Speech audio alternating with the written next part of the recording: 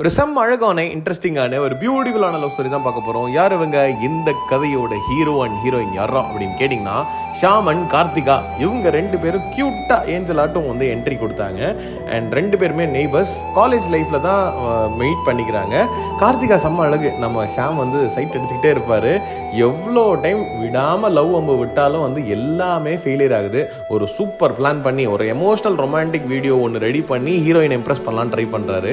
வீடியோவில் வந்து இம்ப்ரெஸ் ஆனாலும் லவ் அக்செப்ட் பண்ணிக்கல நம்ம ஹீரோயின் மேடம். ஏன்னா வந்து பேரண்ட்ஸ் வந்து ஒத்துக்க மாட்டாங்க அப்படின்றதால.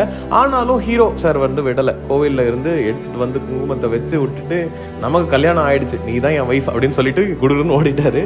க்ரீன் சிக்னல் வந்துருச்சு, ஆனால் வந்து காமிக்கல. 24 ஹவர்ஸும் ஃபோன் பேசிட்டே இருப்பாங்க. ஷாம் வந்து அவங்க அப்பாட்ட வந்து லவ்வை பற்றி சொல்லி அவருக்கு ஓகே அப்படின்னு க்ரீன் சிக்னல் கொடுத்துட்டாங்க. ஸோ அவர் உடனே கிளம்பி கார்த்திகா வீட்டில் வந்து பொண்ணு கேட்க, பொண்ணோட அப்பா காண்டாகி லவ் இன்னும் அக்செப்ட் கூட பண்ணாத கார்த்திகாவை ஹவுஸ் அரெஸ்ட் பண்ணிட்டாங்க. ஃப்ரெண்ட்ஸோட ஹெல்ப் மூலியமா ஃபோன் கைக்கு கிடைக்க ஜன்னல் வெளியில பாரு அப்படின்னு சொல்லி நம்ம ஹீரோ சார் ஹீரோயினை மீட் பண்ணுறாரு.